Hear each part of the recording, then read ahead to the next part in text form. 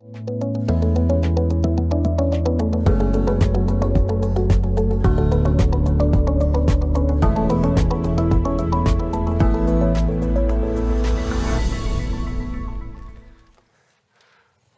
back from the coffee break. Thank you very much for being so disciplined. I was just telling some speakers, we need to replicate some of these at the ICLS, especially that bell there, that tells all the audience to come back. So that's very good. So let's go into the next session. I'm Ritesh Sarna. I'm Deputy Director of the ILO's Department of Statistics, based in Geneva. So this session is basically a continuation of the previous session, and we'll be continuing to talk about digital platform employment. You have heard that the ILO will be working on a statistical standard to measure digital employment, digital platform employment. You've also heard that the ILO will be working on an international labor standard on digital platform employment starting next June at the International Labour Conference.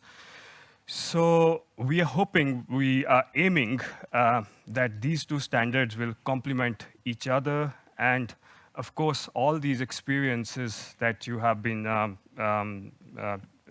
having in measuring digital platform employment will be useful in informing these standards. So in this session, we will be looking at the experience of 4 countries, starting with Australia, Poland, Finland, and Singapore, and then the experience of the European Institute for Gender Equality. We'll have a chance to, of course, ask questions at the end of all the presentations. So our first speaker is Bjorn Jarvis, presenting the experience of Australia. Bjorn is the head of the Labour Statistics Program at the Australian Bureau of Statistics. Over the past 2 decades, he has been a passionate advocate for the power of high-quality statistics in understanding the Australian economy and society, and in informing important decisions by businesses, households, and governments. Bjorn, the floor is yours.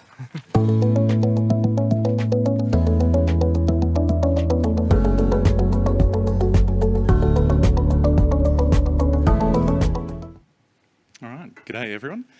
So Bjorn Jarvis, Head of Labour Statistics at the Australian Bureau of Statistics, and a big thank you to the organisers for including Australia in the agenda today, and I look forward to being able to step you through some of our experiences in measuring digital platform work in Australia.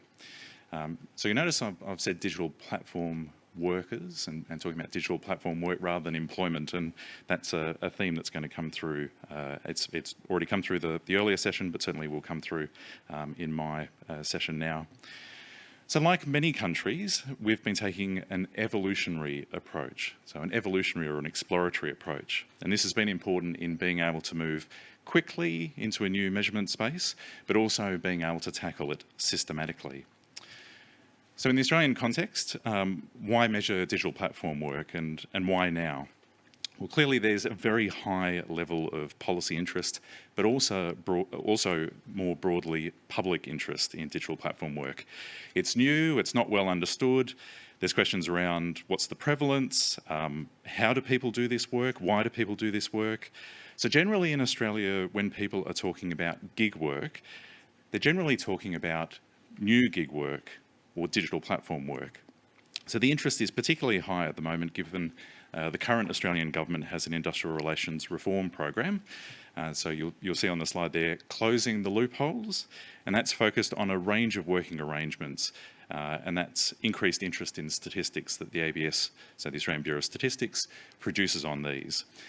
So in particular, this industrial relations reform package focuses on employee-like jobs. And thinking about yesterday's session talking about dependent contracting, there's a high level of interest in people that are working in notionally independent contracting jobs that have a degree of similarity with employee jobs. So employee-like jobs, which is one of the reasons why digital platform work is so in focus.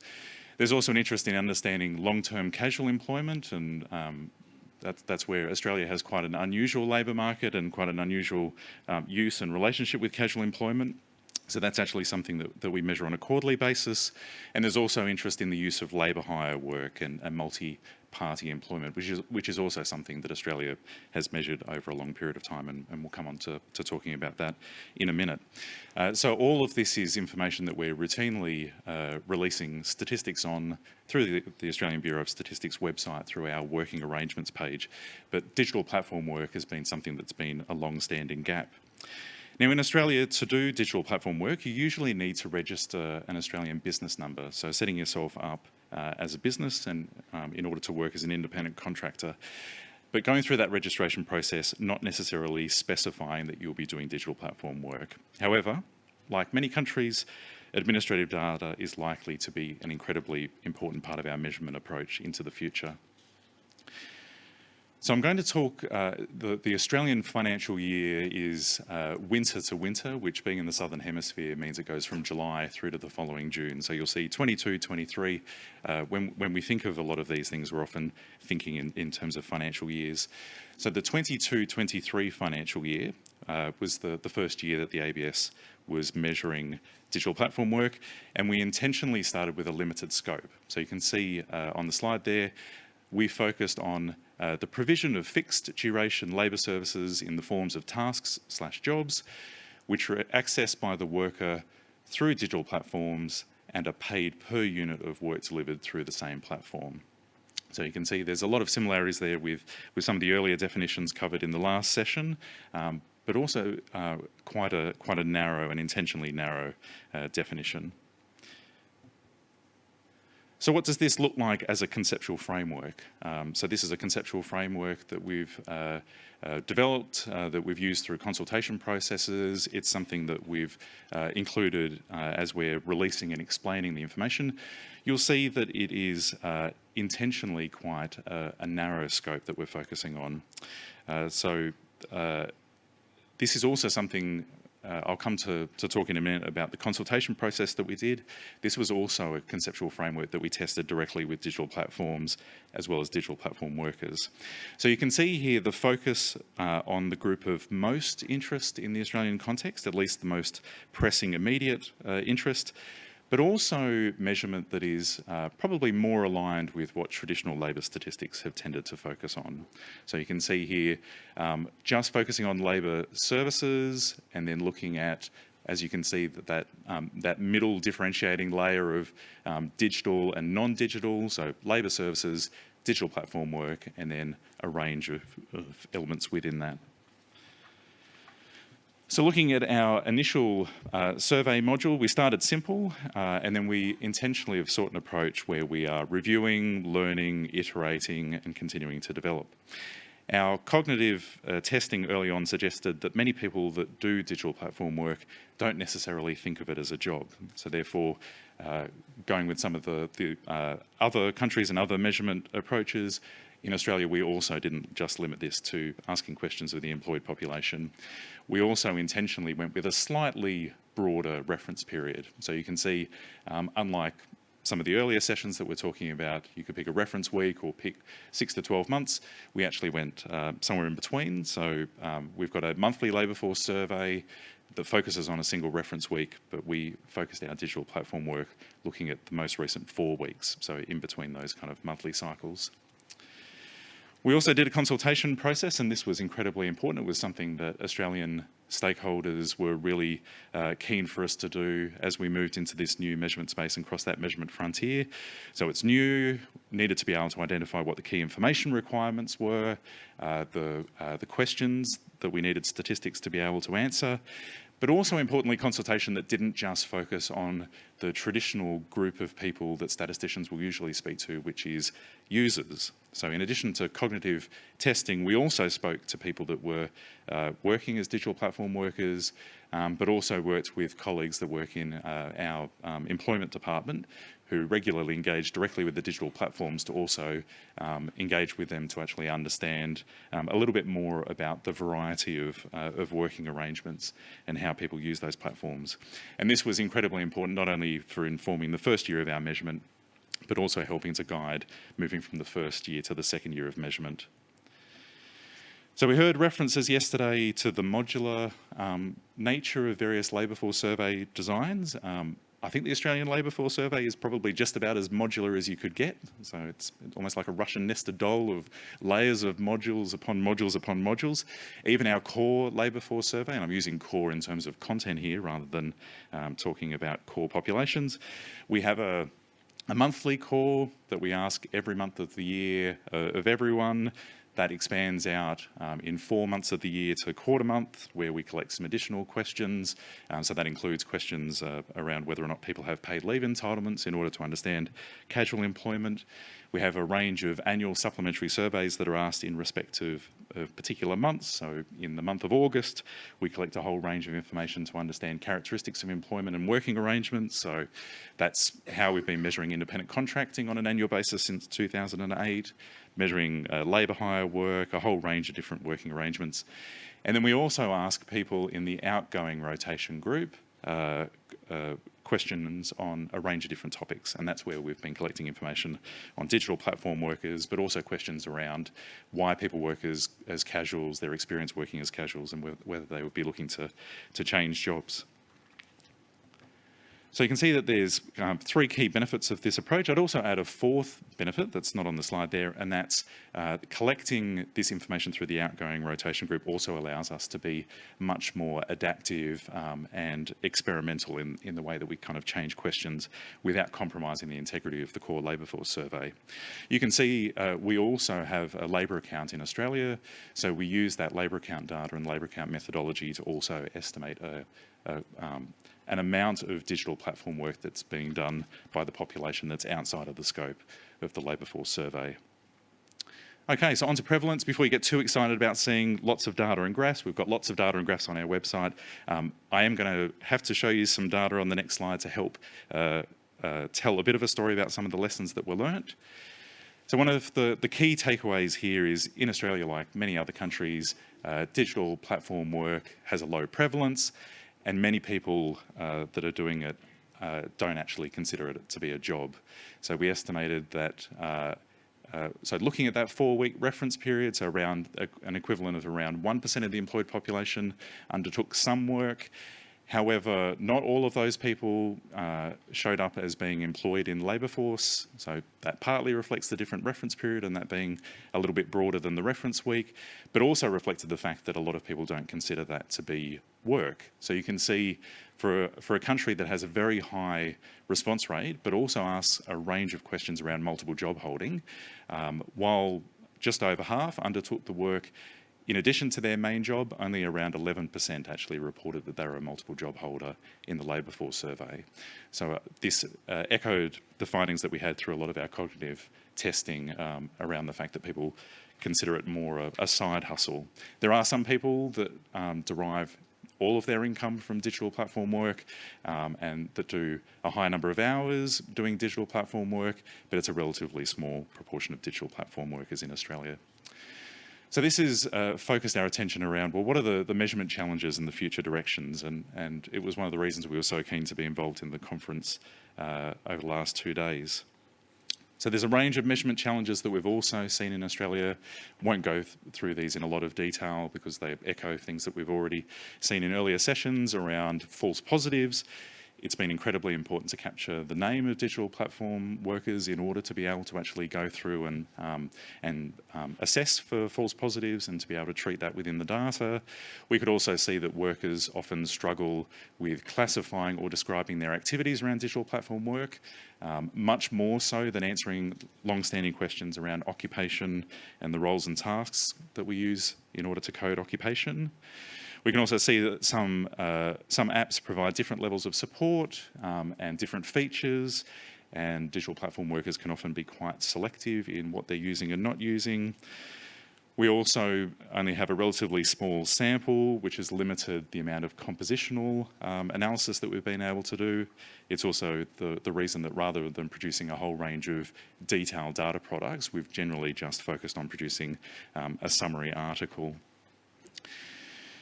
So this gives you a bit of a sense of how we've moved from the first year to the second year, and you can see we've added additional questions to collect more detailed information, whether it's the type of care, adding some extra reference period, so beyond just looking at the last 4 weeks, also having some questions about people that have done it in the last 12 months in order to have a larger available sample to be able to do compositional analysis, but also adding some extra topics that are of additional interest.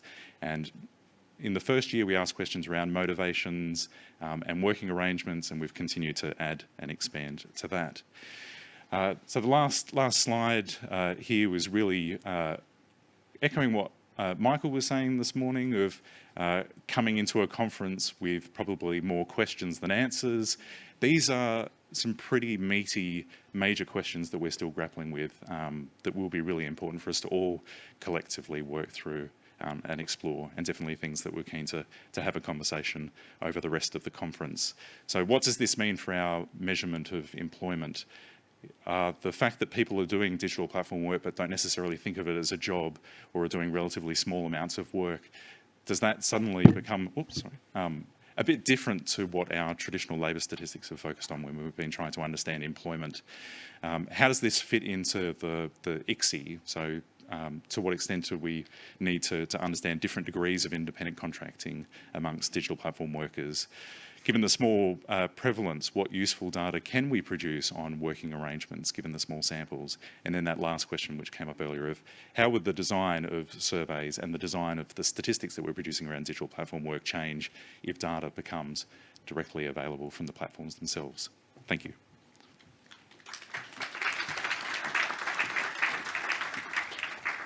Thank you, Bjorn. Our next speaker is Hanna Strzelecka, who will share with us the experience from Poland.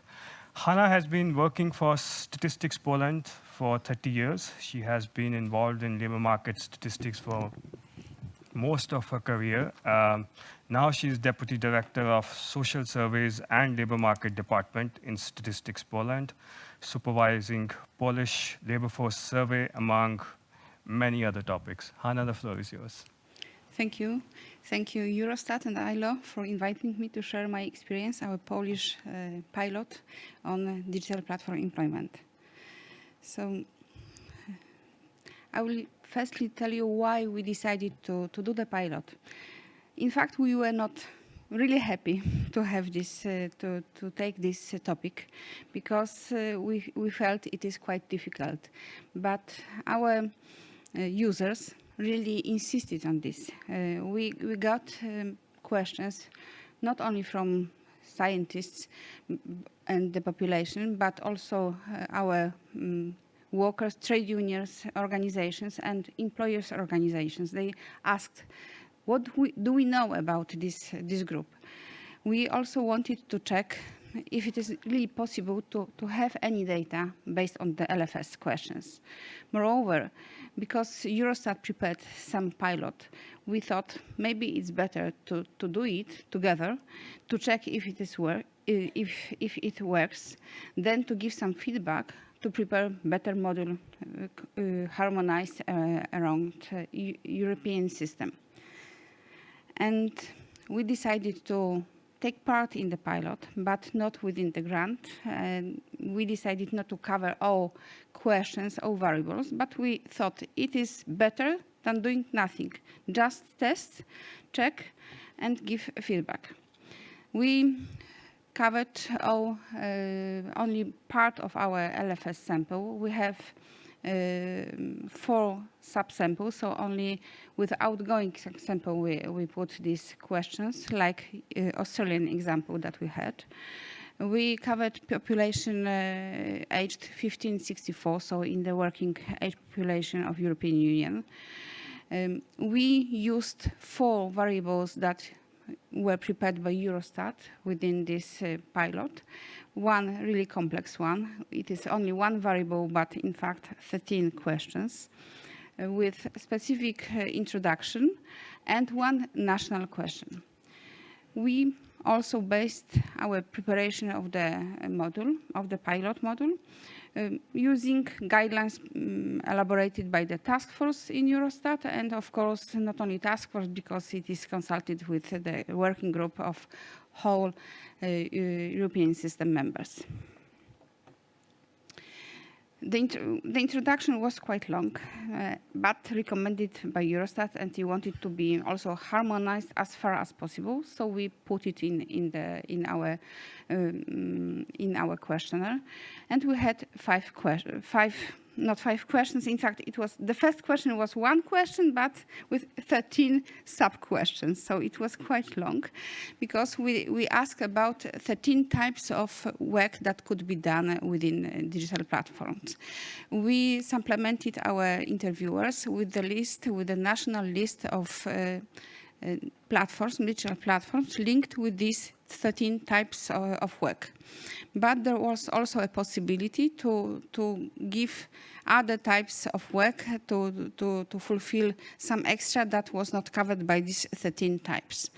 And we also asked about the platform name, just to check, as Ricardo was speaking in the first session today, to check false positives and to see if respondent really understood well what we want to collect. We asked about the character of work. Was it main, additional, or mixed?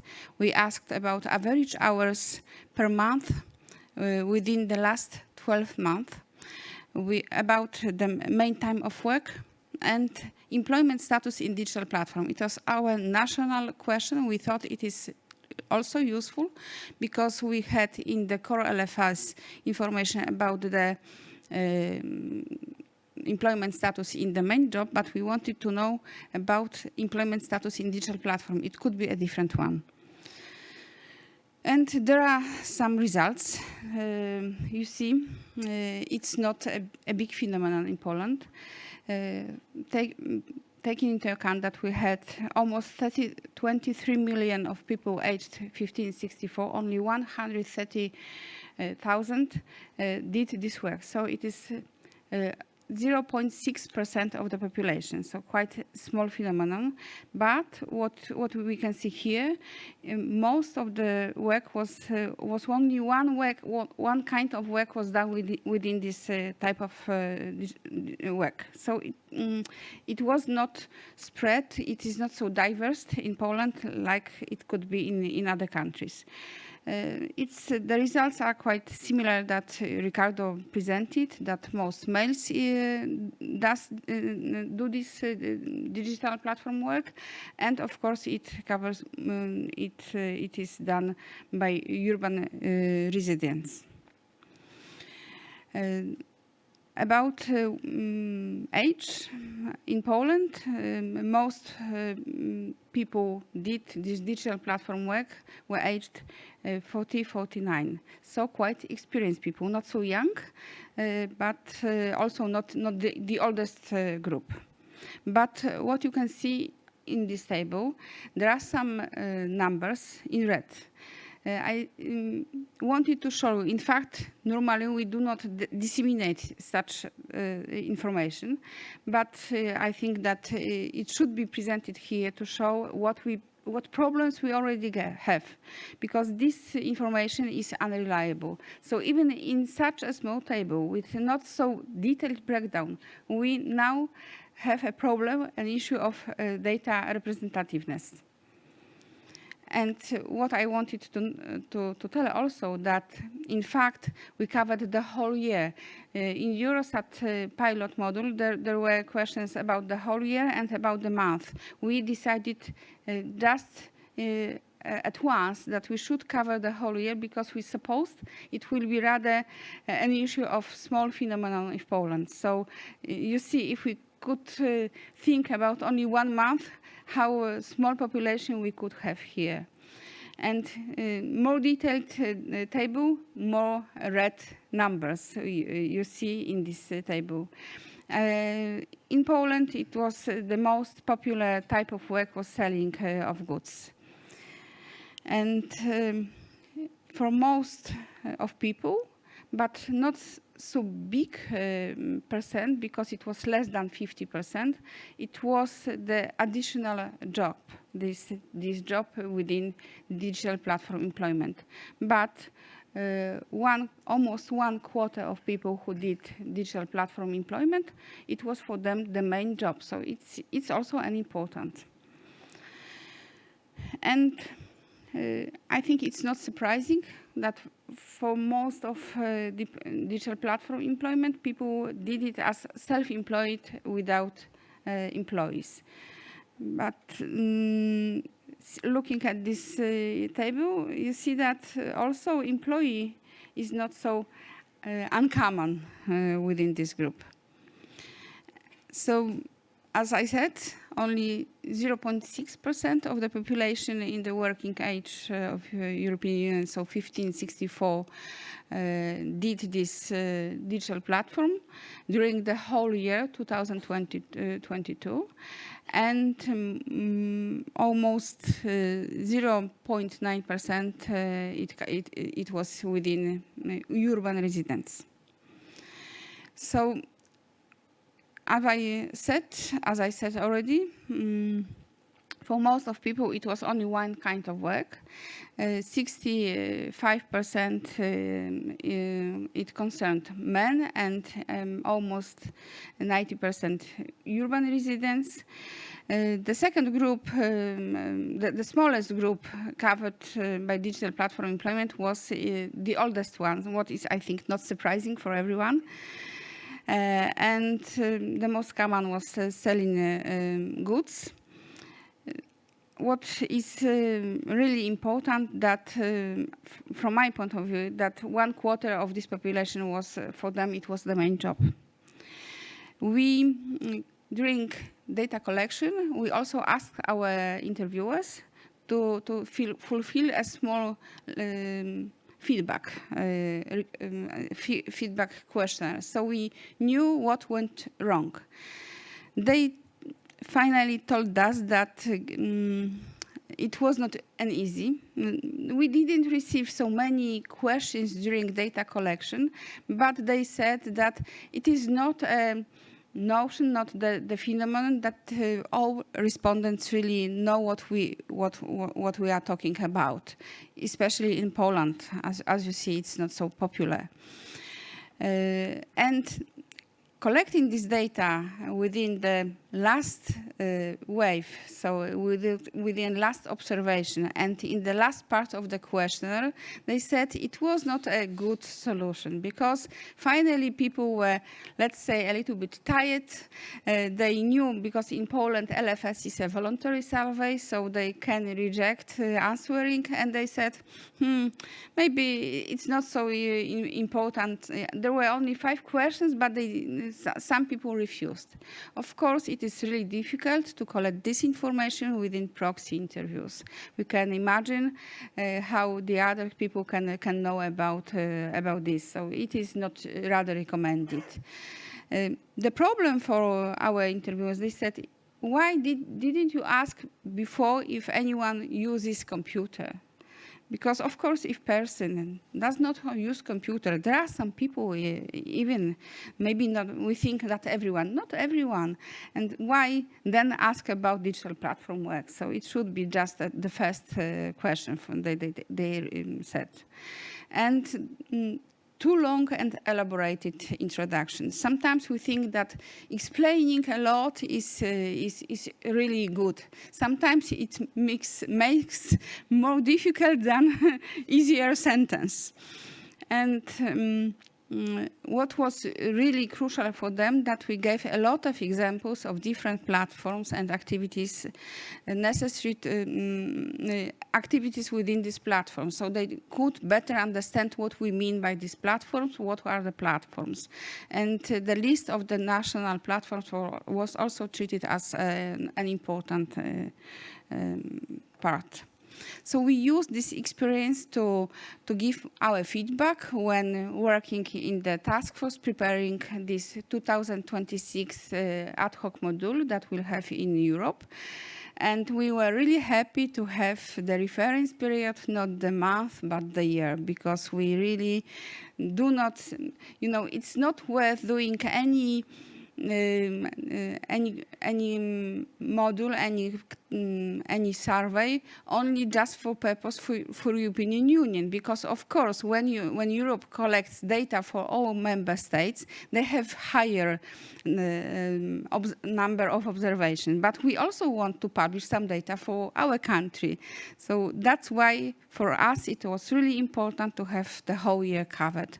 And we also insisted to have the average number of hours worked per month in the last 12 months, not only in the last calendar month, because sometimes this work can be not every month, in selected months. So it is also important to get this, and we hope that, in fact, we'll have the module in 2026 quite well prepared and to receive some harmonized data, of course, not covering all issues that have been discussed during the first session, but we think it is also important. Thank you.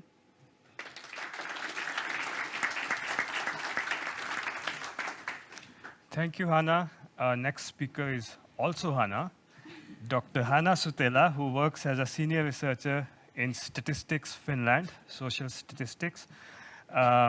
She's responsible for the Finnish Quality of Work-Life Survey. Her experience covers a wide range of issues such as quality of work life, different forms of employment, gender equality, digitalization, labor market situation of migrants, as well as survey methodology. The floor is yours, Hannah. Thank you very much, and thank you for the opportunity to share the Finnish experience on measuring digital platform employment. I will start by going back 10 years when Uber and Wolt launched their activities in Finland, and they were soon followed by other operators. At the time, the concept of platform employment, digital platform employment, was still very unknown in Finland, but the interest started to increase quickly.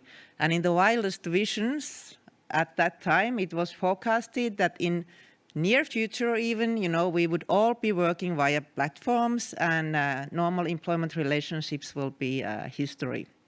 So there was a lot of brouhaha about this phenomenon, but nobody actually knew how big it was. And so there was an evident need for statistical information on the issue. That is where Statistics Finland comes in.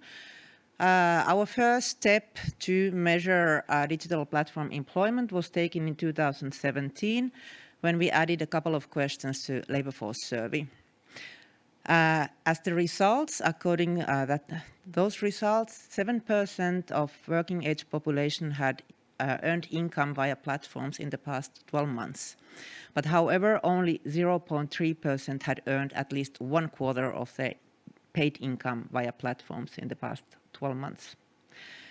So at that time, we first tested cognitively a very general question as follows. Goods and services are exchanged via digital platforms operating on the internet, such as Airbnb, Upwork, and Uber. Do you use such digital platforms to get job opportunities or earnings? Yes, no. And the tests showed that this kind of general question did not work very well at all. First of all, many respondents didn't have any clue what is a platform, or they didn't know what should be included. Secondly, many people got stuck by these examples given in the question, and they would answer like, no, I'm not an Uber driver. They couldn't think beyond. So when we went to the field, we dropped these examples from the question, and instead we listed some of the most known at the time platforms as response alternatives. And we also had the alternative some other, where the person then could give the name of the platform. And names to given for this some other option were most typically different kinds of online marketplaces, invoicing companies, and investment and lottery web pages. And many self-employed also, they refer to their own or their company's web pages. So to be honest, in many cases, it was very hard to see any connection to digital platforms in these responses. But we narrowed down the issue by asking all of those who claim that they have earned some income via platforms. We asked them, so how big share of the income it was that they had earned via platforms. So that was very crucial. So our second attempt to measure was in 2022 in connection of Eurostat pilot data collection, what we heard today by Ricardo and by Hanna. And it was co-funded by Eurostat. According to these results, 3.9% had earned income via platforms in the past 12 months, and 1.2% had earned income via platforms in the last month. And to continue, 1.4% had earned at least 1/4 of their paid income via platforms in the last month. And this time we used the Eurostat approach, which has the very kind of longish introduction, followed by detailed questions, 12 detailed questions on different types of tasks, like did you provide taxi services, care services, produced content for media, and so on. And finally, also, did you carry out any other kind of platform, other kind of work via platforms? And for each yes, there would be a question inquiring the name of the platform. There was quite a lot flexibility, at least that's what we interpreted the Eurostat guidelines to ask the name of the platforms used, and we asked for the primary, secondary, and the potential third platform used for every task which was mentioned. And every time the respondent could select from the drop-down menu the name of the platform, and in case it was not found there, they could there was an open question to report the name of the platform. And technically, this drop-down menu worked very well, but we noticed immediately that despite all our efforts, and we really made some effort to make a comprehensive list, we didn't manage to do that. Also because during the fieldwork, there were new platforms popping out in the field, so very difficult task. So we got a lot of open answers, but in any case, it was very crucial to have the names of these platforms to analyze the quality of the data. So the feedback we received from this data collection was that the list of the questions was too long, especially according to those who hadn't done any platform work. They got a little bit frustrated, and also the long introduction and the long questions, they probably were too long, so that it seemed that some people had really lost the focus of concentration while they were responding. They didn't know anymore what they were responding to. They didn't have the patience to read really these introductions to end. And again, like in our first attempt, some respondents stuck to those examples given in the questions. So the outcome was that the data was not of super good quality. There were evidently some false positives, and there was a need to clean the data afterwards. So we did our best to clean the data and to filter out the false positives. For that, we used the names of the platforms given. And in unclear cases, we also used the information from the core LFS. So kind of a background to reflecting whether this person, whether that suits the profile and the occupation and job, suits to this platform job that he was reporting or she was reporting. Since the data was relatively small, or the number of positive responses relatively little, so that was possible to do. And we concluded that 12% of all the positives were false positives. Actually, we were very happy with it. We were a little bit surprised. We had even thought that it would be more. But I give you now a couple of examples. So as already several times mentioned today, there was this lack of understanding the concept. That was very typical, that people in old school jobs had used some digital tools like Zoom, Teams, Google Translator, Doodle, and they reported they had done a platform work. Then we also sometimes we had strong doubts that persons had only used DPE services as consumers. They have ordered pizza by Foodora, so false positive.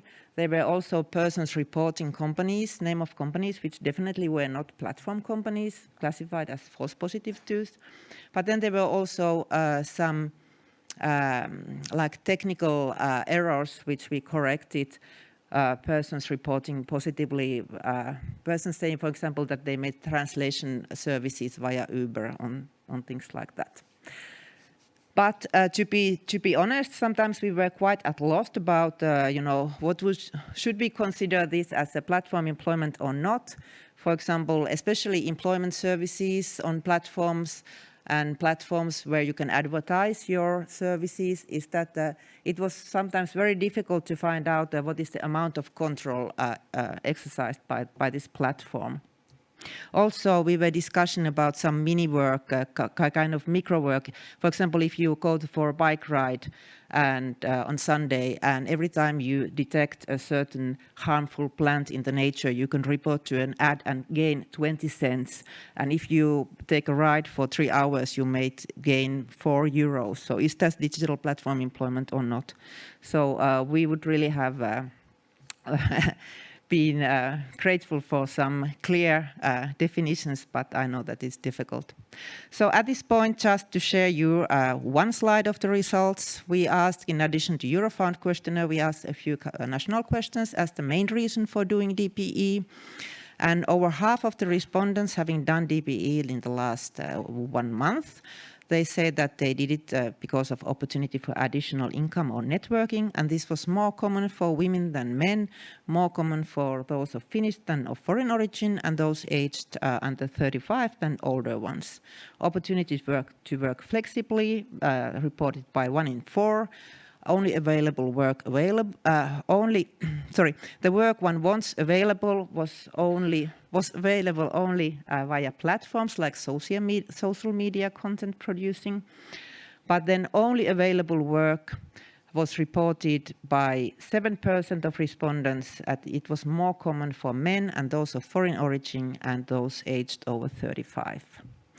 So to compare our 2 attempts, so with one general question in 2017, we concluded that 7% of persons claimed they had been doing DPE in the past 12 months, and with the respective share being 5 years later, 4%. So we have every reason to think that the general question did not work as well as the detailed questions, but as referred already today several times, this also, a lot of questions can be very frustrating for the respondents, so you kind of need more than one question, but not too many. And the other challenge is comforting, but very distressing to hear that all the others have also confronted these same challenges, lack of precise and universal statistical concept, that the phenomenon itself is continuously evolving and changing, very difficult to capture for that reason. It's still relatively unknown. DPE workers are most probably underrepresented in surveys. And so all in all, depending on methodology and concepts, the prevalence varies a lot. But to conclude, I think that we all in this room, we are very committed to keep on searching for the best, if not perfect, solution to measure DPE. There are real challenges, but we do our best. And we should be open to different data sources and methods, population surveys to measure the prevalence, targeted surveys to measure the characteristics. And I think within the EU, it's really worth to explore the possibilities provided by the EU Directive on Administrative Cooperation for Digital Platforms. So as of 1st of January last year, digital platform operators are requested to report that the the sellers who have used their platforms to tax authorities in that country, and the tax authorities between EU countries are changing the information. We got that information in Statistics Finland from tax authorities, but we still did not yet have time to go really to look how we could use that. I don't know for other countries which kind of cooperation you have with your tax authorities and NSOs, and whether what it would be needed at the European level to get that data to Eurostat, but I think it's definitely worth of exploring this avenue. And last but not least, we really need a common statistical standards for digital platform employment, and that's why I'm looking forward for the work what ILO will do in the next 5 years. Thank you.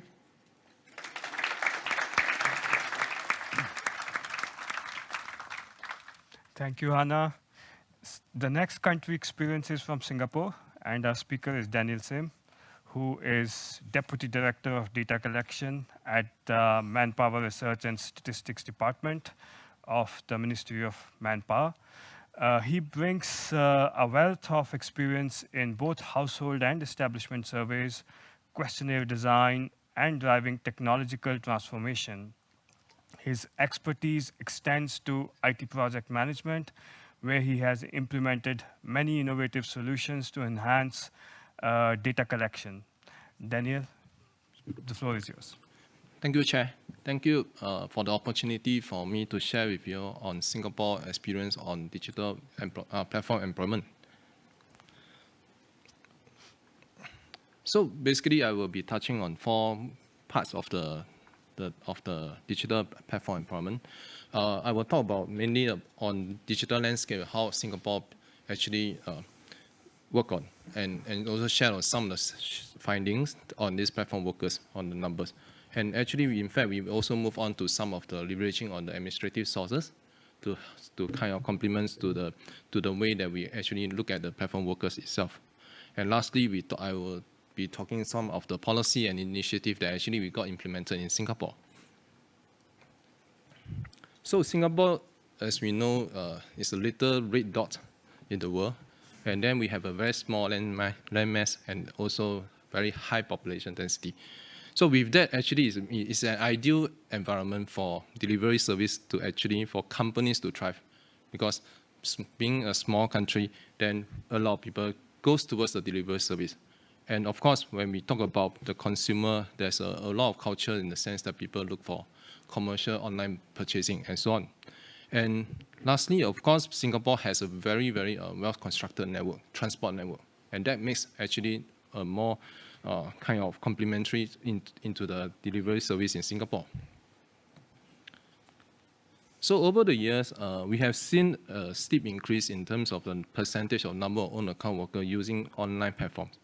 And during the COVID pandemic, actually we see that the consumer spending has actually increased up to 10 times on food staples and 5 times on paper products, and also others, household and personal care itself. And we also notice that those contact-free deliveries kind of e-payment has actually emerged because in the essential measures to reduce the disease spread. So despite we see that there's a drop in terms of 2023, the numbers, but we can see that it's relatively still higher than the numbers that prior to the pandemic period. So with digital modernization, we could see that the delivery options are more accessible and convenient for any household members and companies. The pandemic has also led to a gradual and continuous shift in the consumer behavior. So those brick and mortar businesses also run on such opportunities to change the way they do the business. And all this actually accelerated to the demands of delivery kind of platform works and create a lot more opportunity, especially for those workers who are affected during this pandemic period. Now, let me bring you through to some of the numbers that we have for year 2023. So we realized that there are 70,500 platform workers actually use the platform, any form of online platform works to generate kind of the freelance or kind of assignment-based work. And this is through our labor force survey, and also helps to find out whether how they actually use the platform works to facilitate in their work.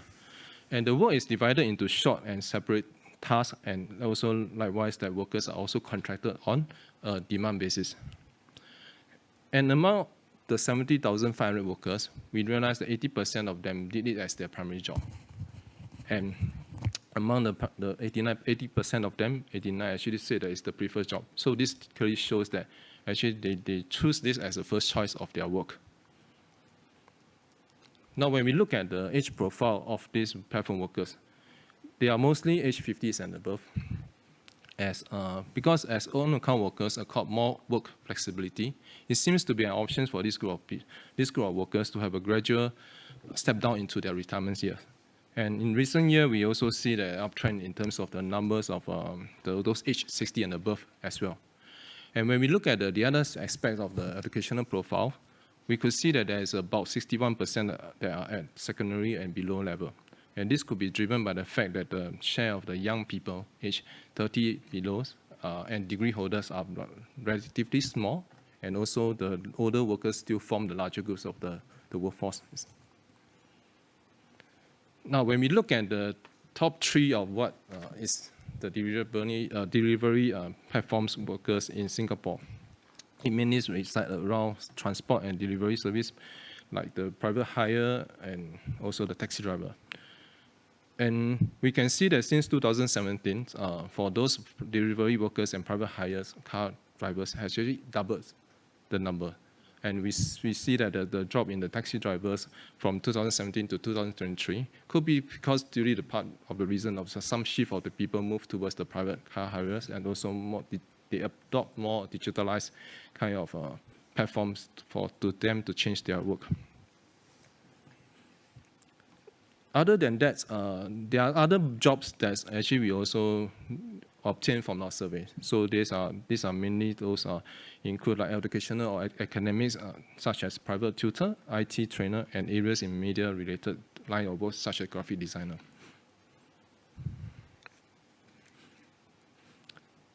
A digital platform worker is defined as a person who has actually worked to pay or profit in tasks or activities organized through an internet platform of a phone app for at least 1 hour in at least 1 week during the reference period. This is much aligned to our context as digital platform measurements. We have also defined that labor sharing platforms that serve as intermediaries to match or connect buyers with workers who take up piecemeal or assignment-based work. To actually give us a more accurate and robust estimate, no doubt that labor force surveys is actually the best, so-called the best vehicle for us to obtain all this information. But actually over the years, we have seen that the governments and also the making available of the administrative sources has actually helped us in the sense that we rely on this opportunity to give us a more kind of different sources to look at this platform workers numbers as well. So we also try to use this approach so that we can minimize the number of questions that we ask during our labor force survey, because a lot of times people will have a hard time recalling what is the number of hours that I work, etc. And of course, the income, we also do realize that it's very sensitive, through the survey itself. Now, to determine platform workers, we include persons who did an account worker within the 12 months, and whether they have used up or took up or obtained any freelance or assignment-based work. Respondent can select a list of platform online covering different services such as delivery or ride-hail services. Of course, if they cannot find in the list, they actually will give us the options or tell us what actually the platform they are using to facilitate in their work. So the distinction is to really make clear that the use of the digital platform is meant for for work rather than use it for communication or internet browsing purposes. So in the past, our approach, like as mentioned earlier, we really depends on the labor force, and we delve into personal and qualitative aspects. It helps us understand the dynamics of the workforce, and also including factors such as job satisfaction, work-life balance, and career aspiration. But over the years, we then expanded on areas to look at more quantitative insights. Those available sources like transactional and or administratively through logging or enabling all those information that captures through that platform actually enable us that some insights that we can't even obtain from survey. Now, in Singapore, we have two main players, Grab and Deliveroo. So this is the opportunity that we came and then we work with them. So we actually go into the kind of, we call the data requisition exercise with them. And through this exercise, we actually aim to obtain the workers' profile and also the hours work that they actually can be recorded in the system. And of course, at the later stage, we also try to go into the asking from them the income of the worker, because we realize that those delivery partners actually do track on the rate of the payout. But the routes to this data requisition was never been easy because of the sensitivity of the information that they are supposed to pass it to us, and also the underlying Personal Data Protection Act that actually deter them from entering into this some kind of agreement with us. So what happened was that the advisory committee of platform workers in Singapore was then actually emerged in September 2021. And through the committees, actually there's a lot of discussion and negotiation going on. And finally, we finally established some kind of agreed guidelines and protocol. And we do see that there's a first data set that we obtained from 2021. So unlike traditional employee, delivery partners in Singapore are classified as self-employed. And individuals are exempted from the protection governed under the Singapore we call the Employment Act. So there are many challenges that the delivery workers have indicated, which include one key concern related to the healthcare supportability. As delivery service job, we realize that they are prone more to injuries and accidents. So a lot of times they talk about whether are they financially or medically being well supported through those days when they are down, not working. And we realized that there is also a study saying that the platform workers are also spending more than what they have earned. And in fact, they have to tap on their savings to cover expenditures needs as they cope with also in the rise of the cost of living.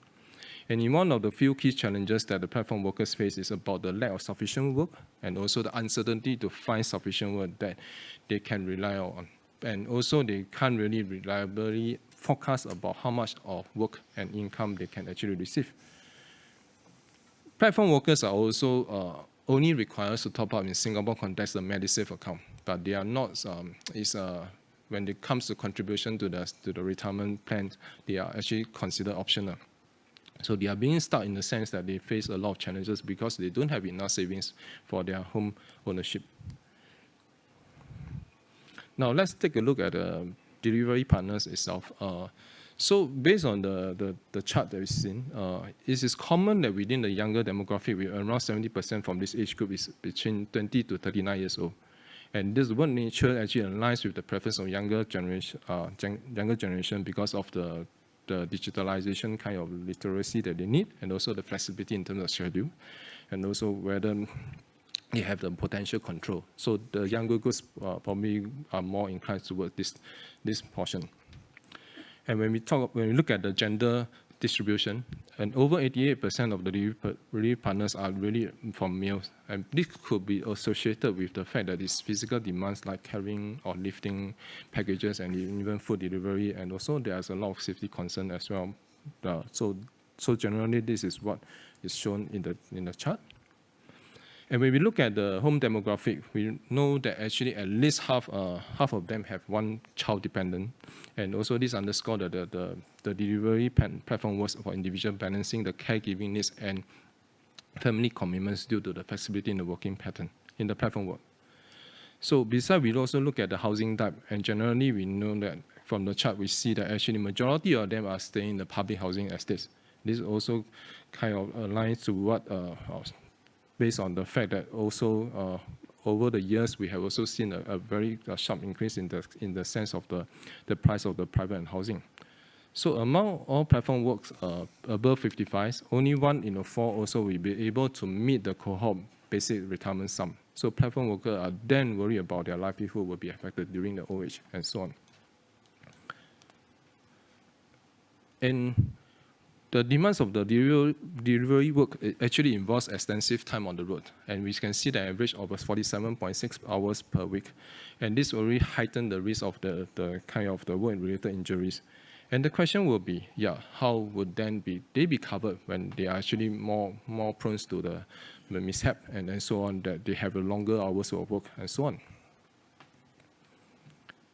So there are 3 areas that basically, in terms of the policy and initiative, they have actually looked into to make sure that they try to cover these platform workers. So first of all, is they mandated to provide the work injury compensation to all delivery partners, so that regardless of whether the work frequency or hours work, they're trying to align back to the traditional employee that receive under the Employment Act, so that they ensure that they have the comprehensive work injury coverage. CPF is also a social security system in Singapore that serves the mid and individual retirements and housing healthcare needs. So they have also made a compulsory for those platform workers who are below age of 30 to be mandated to provide them with the same scope of protection as the group of the employees as well.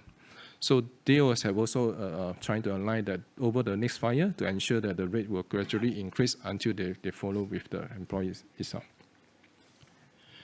Okay, I have come to the end of my slide, and this slide is basically summarized of all the points that I've mentioned about. So happy to hear from you on the questions after the last speaker. Thank you.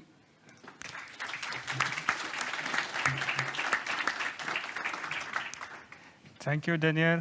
Our last speaker of the session is Virtutus Pesikonis, who is a research officer at the European Institute for Gender Equality, an EU agency based in Vilnius, Lithuania. He currently manages an EU-wide survey on gender gaps in unpaid care, individuals, and social activities. Virtutus, please take the floor. Thank you, Chair, for the introduction, and thank you for the invitation to this highly relevant conference. I really enjoyed the discussions happening yesterday and tomorrow. And today I will contribute with another presentation on the survey, what we did in 10 new member states a few years ago. And our survey it's very different from the ones was presented previously, because we didn't have a name to establish prevalence rates. Rather, we wanted really to go deep into exploring working conditions, work patterns, work-life balance of the platform workers. So today, my presentation will be essentially made from 3 parts. So we'll speak a bit about the relevance of the survey, then I will briefly present methodology, and then the most interesting part about the results. So this is the last presentation before the lunch break, but I hope you still will have some energy. So let's go straight into the relevance of the survey. So you have to keep in mind that we did the survey in the late 2020, early 2021. So at that time, even now, but at that time especially, there was big data gaps and knowledge gaps about platform work. Essentially, there was no cross-national data sets. A few exceptions is the Joint Research Center COLIM surveys done in 2017-18. So really wanted to contribute to this, to the knowledge and provide some additional data. And also what we noticed at the time within the available studies and surveys, there was essentially gender perspective was absent. And in our institute, this is, in our agency, this is really crucial in our daily work. So really wanted to better conceptualize this dimension in our survey, and also in terms of the interpretation of findings. And as with all our work, we always aim to contribute to policy processes as well. So with the survey, we aim to support the Commission in proposing their directive to improve the working conditions, the platform work. At the time, the preparations were in full swing. And also with the study, actually, this is the reason why we did the study and the survey. We supported the Slovenian presidency of the Council because they were at the time a presidency, and one of the policy priorities for them was artificial intelligence and platform work. So the study and survey was one of the main reference points for them to prepare the Council conclusions back then. Okay, so now briefly about the methodology. So what we did, we did actually online panel survey. So we recruited respondents from available panels in 10 EU member states. And our sampling approach was designed to capture as many platform workers as possible. Indeed, we didn't aim to establish prevalence rates, but rather to get as much of them as possible, just to explore the dynamics and trends within the population group. So therefore, we targeted individuals age 16-54, because our assumption was that in this age group, we will likely to find most of them. And also, once potential respondents they register in online panels, they can indicate some thematic priorities.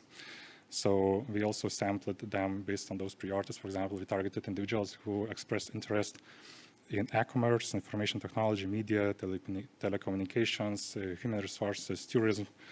So we really targeted individuals in those specific areas because we also, assumption was made that probably in those areas the share of the platform workers will be highest. And actually, I would say our strategy paid off quite well because from the overall close to 6,000 respondents, we managed to identify close to 5,000 platform workers. So I would say that's a pretty big share. So as I mentioned, the fieldwork happened in late 2020 and essentially the data analysis happened in 2021. So now briefly about how we identify the platform workers. So we used a very similar approach as Joint Research Center colleagues from the Commission used in their Colim surveys. So we had a question where we identified 3 sectors of collaborative economy, so namely working on online platforms, both remotely and on location. So this was our target. But besides listing this option, we also included such options as selling products on online marketplace, renting out real estate or accommodation on online platforms, leasing out goods, or crowdfunding. So the last 4 categories were not of interest for us, but we just listed them just to better filter out really platform workers what we wanted to identify. And besides this first question, we also had an open question where we asked respondents to write their most frequently used online platform. And we use this information in data cleaning afterwards just to really verify what we managed to capture platform workers as intended. And also what I would like to highlight, the key interest for us was regular platform workers, not those who had just tried sometime platform work, but who do it regularly. The questionnaire was designed for those platform workers mostly, and we defined those regular platform workers as those who had at least occasionally worked in the last 6 months on the digital platforms. So out of all 5,000 respondents, actually close to 3,000 were regular platform workers. So that's a sample to do some analysis at aggregate level. So actually all the results that I will present are aggregate level of those 10 member states. I will not go into specific countries per se. So what are the key findings coming from the survey from the gender perspective? So as regards the typical profile of the platform work, we noticed that it's more predominant among men. I think this is in line with all other findings presented previously. We also noticed what platform workers are quite young, but actually older than students. And they are highly educated. This was a bit in contrast with the many assumptions people had at that time about platform workers. And also we noticed that quite a few of them have care responsibilities, and this was especially among women. And it kind of signifies that indeed platform work seems to provide some kind of connection for people with care responsibilities, especially women, while they care for the children. Essentially, some kind of connection with the labor market. What was also interesting to see what much of the platform work was split along well-known gender lines in terms of segregation, occupational segregation. For example, a woman-dominated childcare, elderly care services, a man dominated in construction, software development, transportation. So this is pretty much in line with the trends you can see in our labor market. But what was interesting, what we noticed, that the gaps were much smaller actually in the platform work than in the traditional labor market, which was quite surprising for us actually. And also, what came quite clearly, what women and men platform workers have contrasting motivations to engage in such type of work. We saw that women are more likely to do it due to additional income or flexibility to combine it with family responsibilities. While men were more likely to do it due to better opportunities to work globally or expand their client base. And this was particularly the case for men working in ICT, software development, and those better paid occupations. We also had a question on disadvantages of platform work and unfair treatment. So probably here is nothing too much surprising to say with unpredictable income and working hours together with low and unfair pay were reported as the key drawbacks of the platform work. And as regards unfair treatment, platform workers mentioned age, sex or gender, and language as one of the most relevant reasons. And especially language was more prevalent among men platform workers, so it might be related with the migrant status. Actually, we dedicated a lot of attention in our survey on the work-life balance and the work-life balance of the platform work. Here I would like to highlight a few findings. Close to 40% of them mentioned that they work of regular platform workers, that they work always or always at nights or on weekends. But here I would like to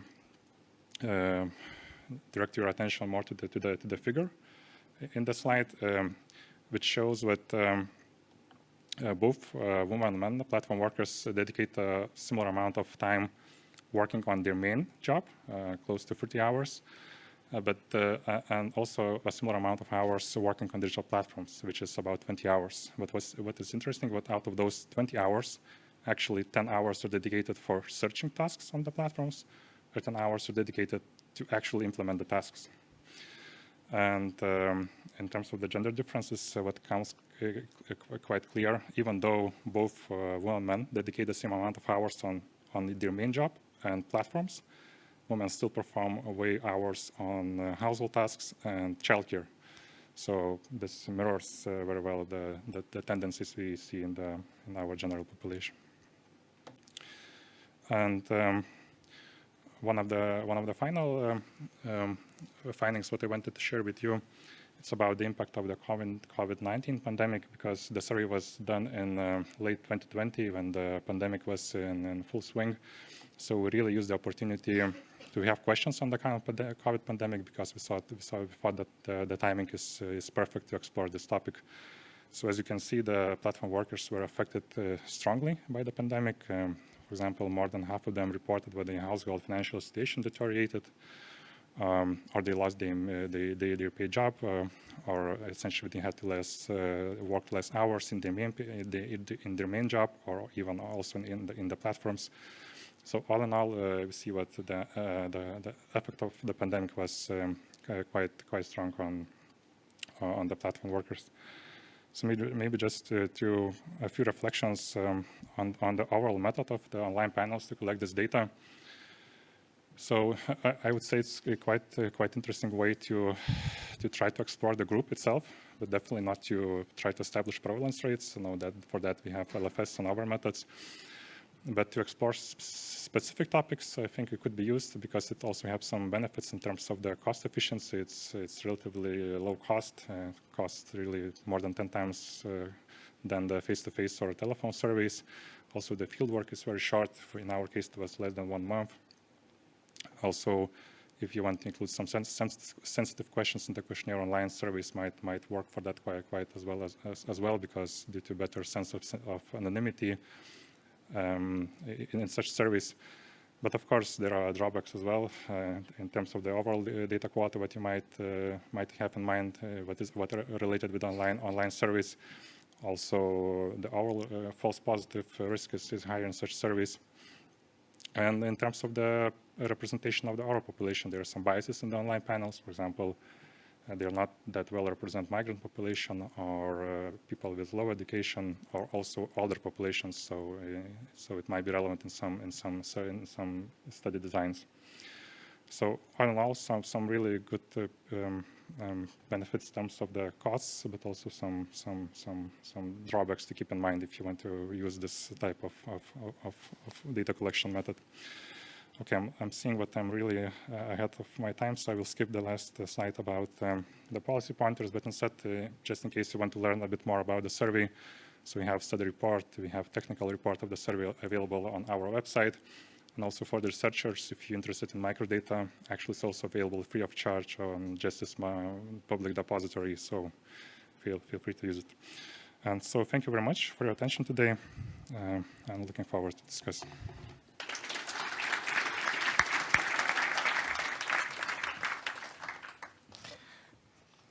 Thank you, Vytautas. So many interesting presentations, lots of different experiences of countries, but many common findings that are coming out. One thing I noticed is, I know a lot of you have focused on different groups, of course, gender, by age, by urban or rural, by education levels. But something that I would have liked to see perhaps a bit more is on on migrant status. You know, I think Hannah mentioned something in her presentation, but that's something I think we should look at systematically, how digital platform employment is impacting migrants. So good, we open the floor for questions. Yes, I have first in the lady in the black, the microphone. Yeah. Please introduce yourself briefly. Good morning, Sonia Torres from Statistics Portugal. Looking back from yesterday and today's presentations, it looks like the labor force survey is the best vehicle for measuring everything.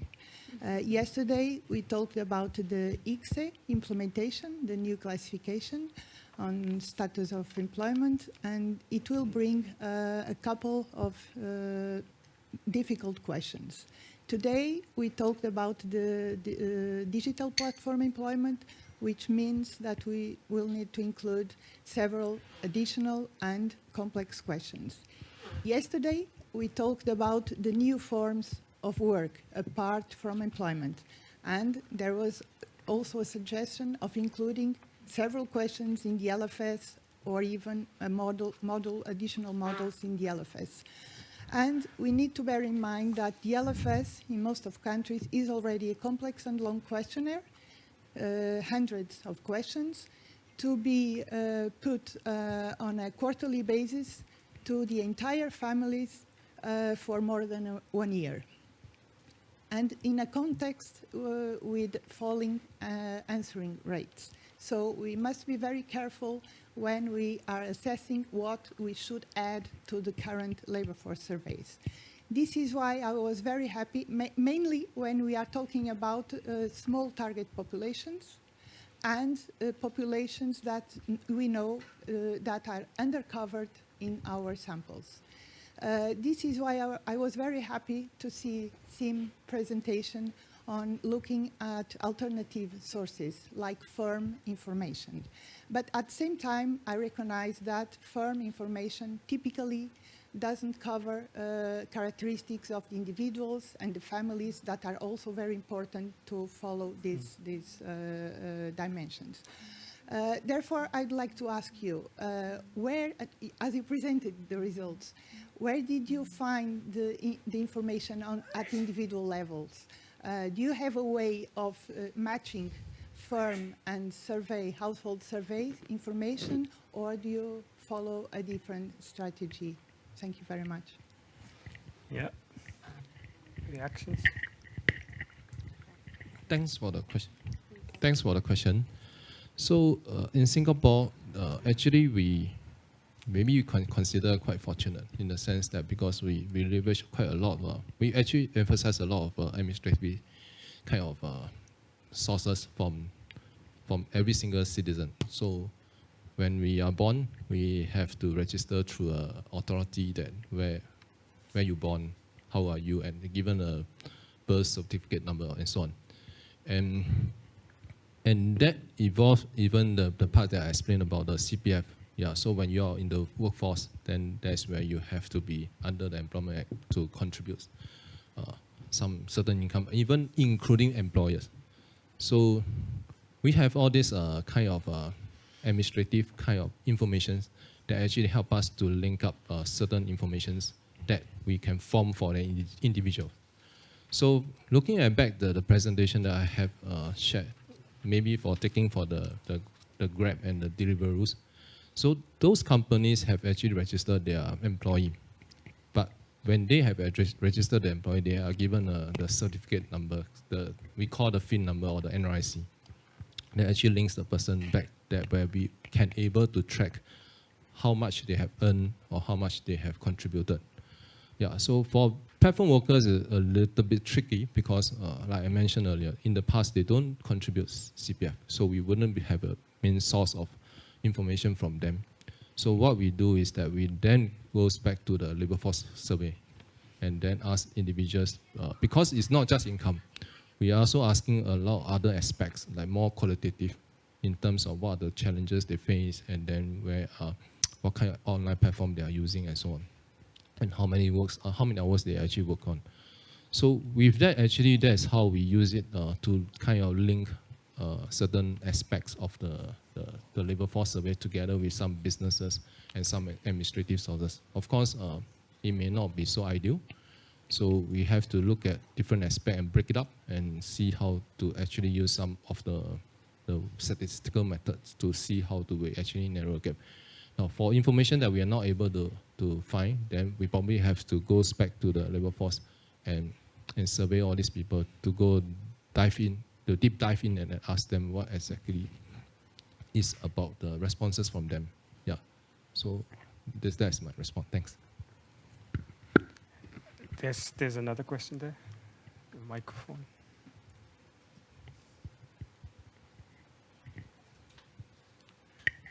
Yes, thank you very much. It was a very interesting panel. I have 3 points, 3 questions from a user side as an academic. So the first one is about, it seems to me that, searching and investigating platform work from the side only of the worker, individuals, means in fact to have a much more encompassing vision about, what do they do on platforms, but also what do they do outside platforms.